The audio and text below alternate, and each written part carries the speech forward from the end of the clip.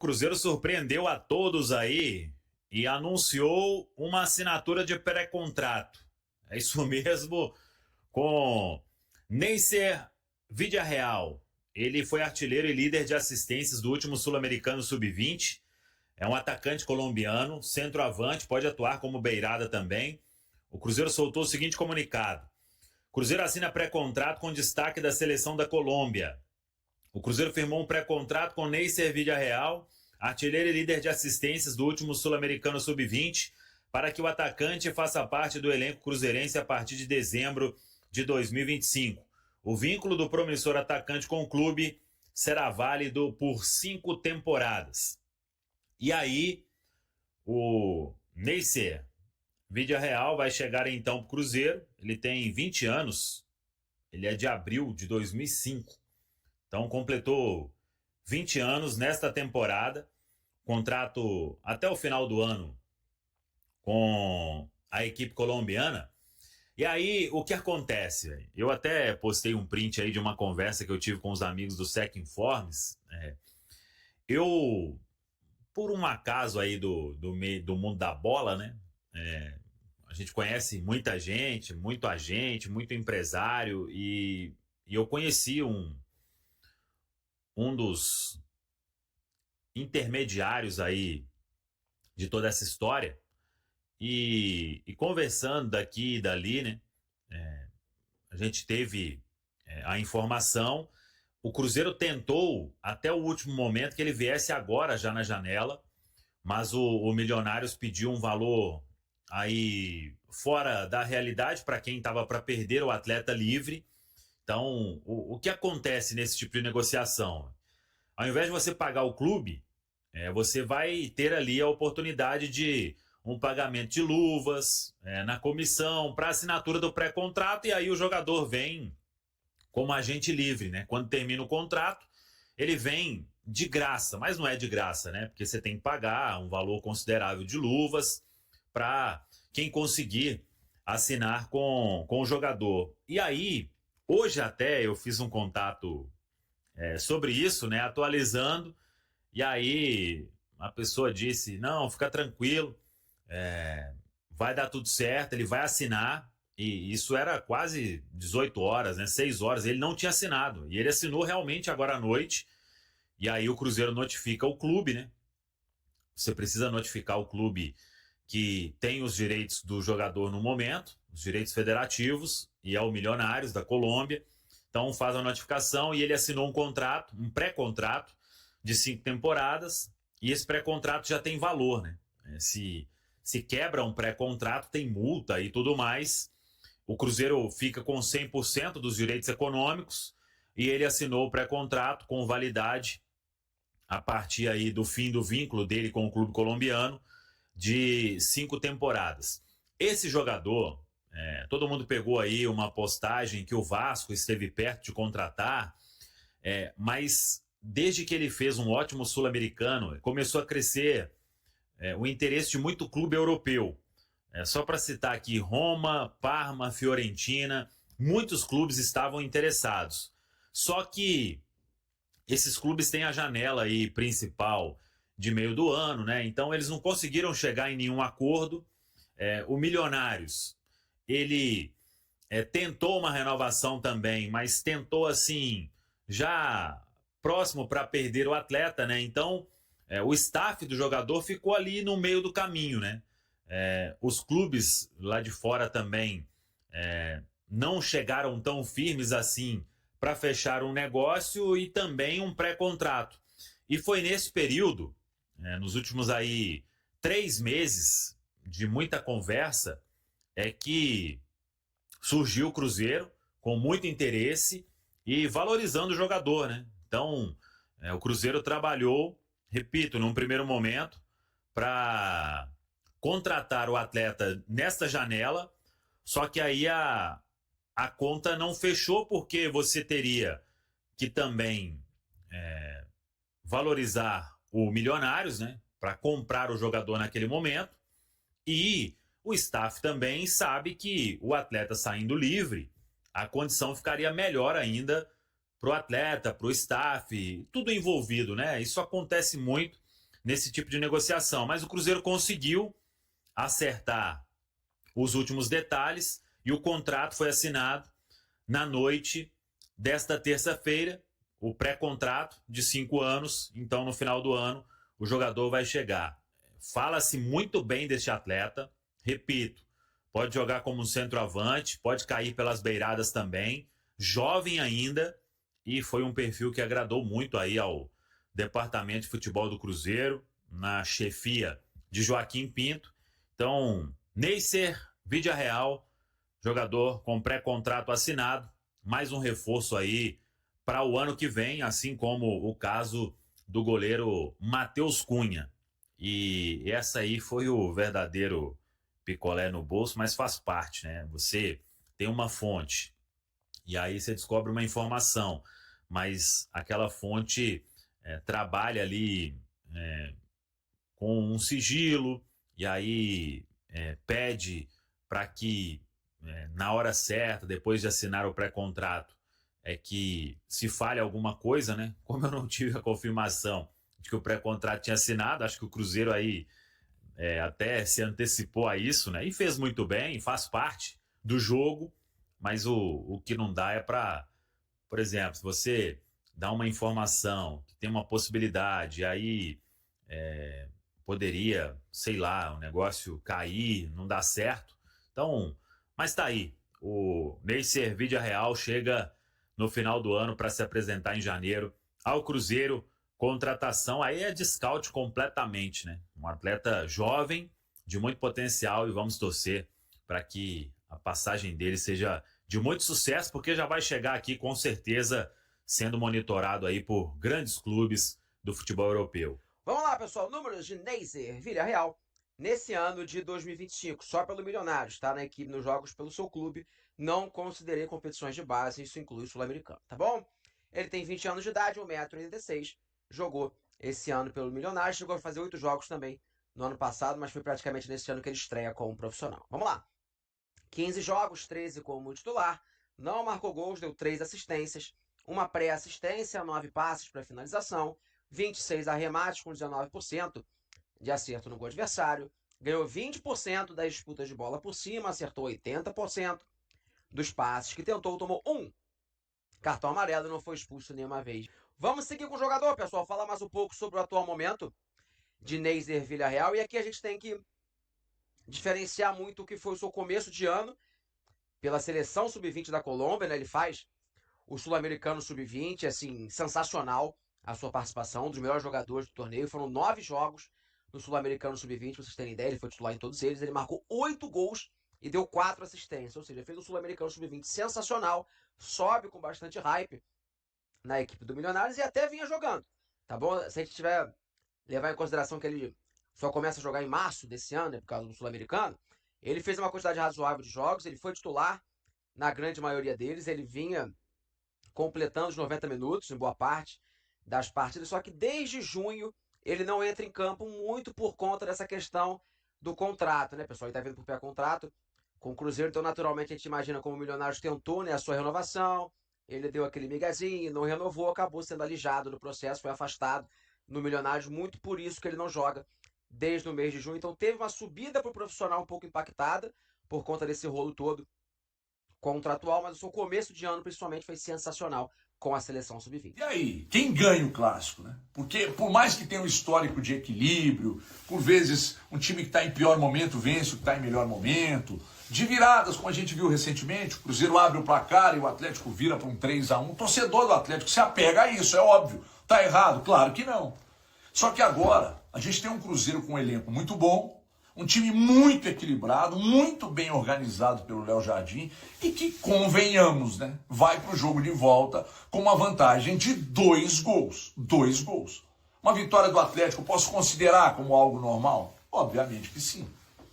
Só que você é obrigado a ganhar por 2 para levar para os pênaltis e por uma diferença de 3 para se classificar direto, né, gente? Uma tarefa muito difícil. O Atlético tem elenco para conseguir? Claro que tem muitos jogadores decisivos. O Atlético do São Paulo ele pode jogar mais que o Atlético do Cuca, é óbvio, do Cuca ainda existia.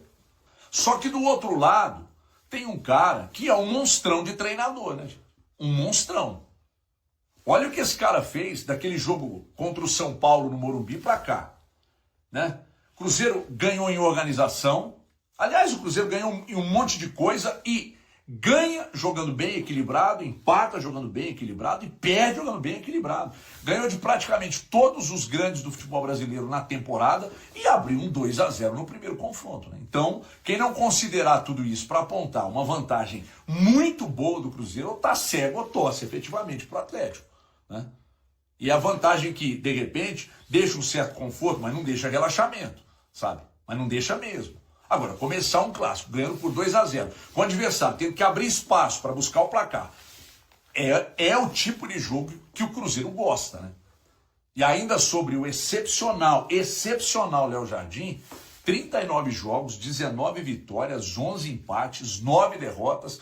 Com ele o Cruzeiro marcou 54 gols, sofreu 28, faz muitos gols e se fecha muito bem contra qualquer adversário. Então no bonde dos carecas, na próxima quinta-feira, a gente vai ver esse primeiro confronto entre o Léo Jardim e o Sampaoli, que tem tudo para ser um grande jogo, muito estudado, e vocês podem ter certeza que vai feder carbureto e a gente vai estar daqui acompanhando. O masculino profissional treinou hoje na Toca da Raposa 2 e eu sei que vai ficar repetitivo porque a última informação que veio do Cruzeiro sobre os atletas é que o Matheus Pereira e o Wanderson tinham feito ali o trabalho parcial e o Caio Jorge no tratamento. Isso aí é fato. O Caio Jorge segue tratando e vai tratar até o dia do jogo. Sei que muita gente vai falar, o Samuel já disse isso, já, porque ele continua tratando, né?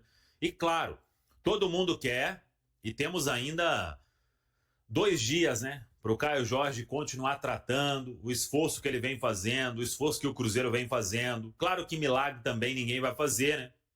Mas o Cruzeiro trabalha para ter o Caio Jorge na partida de quinta-feira. Isso é um fato.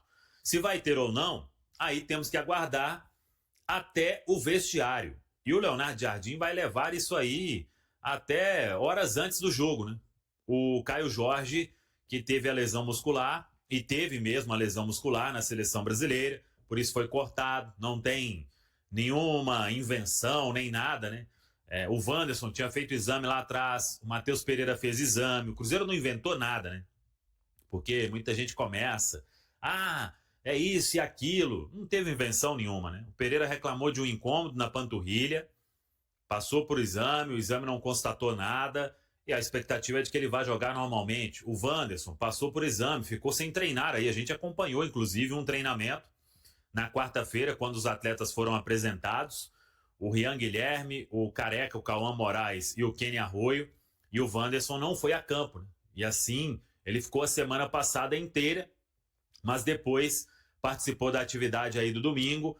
Então, quanto a esses dois aí, acho que existe um otimismo bem maior. E quanto ao Caio Jorge, o tempo vai dizer, né? Isso aí tem que esperar. E óbvio, né? O Cruzeiro também não vai postar lá se ele foi a campo, se ele não foi a campo, como que ele está tratando, o que ele está tratando. Isso aí faz parte do jogo, né? Do outro lado, ninguém entrega nada. Do lado do Cruzeiro, ninguém vai entregar nada. Então, temos que acompanhar, mas é aquilo que a gente trouxe. É tratamento intensivaço. O Caio Jorge quer muito, o Cruzeiro quer muito, e uma situação, né? O Cruzeiro vai colocar o Caio Jorge em campo se sentir segurança em todos os aspectos, né?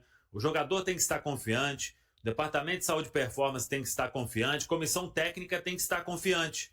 Não vai colocar simplesmente para fazer número, né? Isso não vai acontecer. Então, se o Caio Jorge jogar, é porque ele fez tratamento, o tratamento surtiu efeito, ele se sentiu confiante, o DM também, comissão técnica, e aí por isso que temos que aguardar. Claro que se o jogo fosse hoje, né, o Caio Jorge, ele teria menos chance, mas tem 2 dias ainda, né? E por isso teve o corte por parte da seleção brasileira.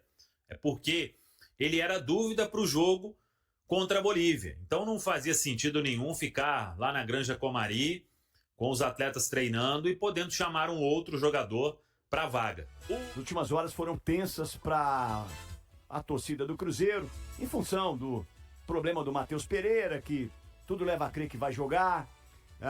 O Wanderson, que já estava no DM, e agora essa do Caio Jorge, simplesmente o artilheiro do Cruzeiro. Gabigol é o homem para substituir caso o Caio Jorge não possa jogar, de fato, ou o Rica Perrone não começaria com o Gabigol? Não, eu acho que é a substituição natural. Se o Gabigol não jogar é até estranho, né? Eu acho que o natural é você colocar o Gabigol. Se não colocar, aí o Gabigol tem que... Porra, aí o Gabigol vai ter razão se ele falar, pô, peraí, então me manda embora, porque, né, tem que jogar, pô.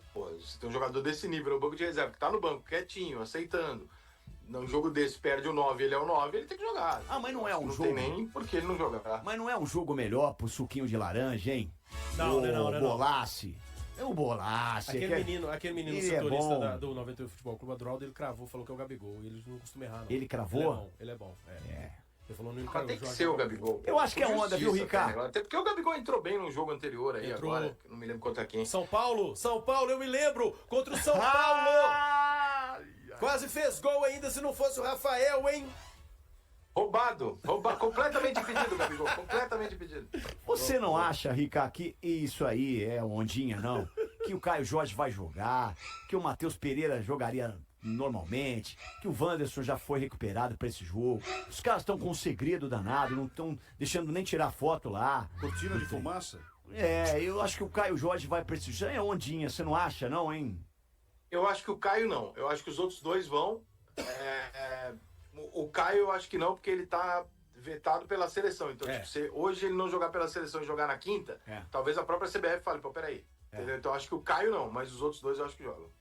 Até porque o Rodrigo Lasmar que fez o exame lá, que liberou ele tá machucado, o Caio gente. Jorge da seleção, ele sabe se ele tem condição ou não. Se a gente não sabe, pelo menos o Rodrigo Lasmar sabe, né?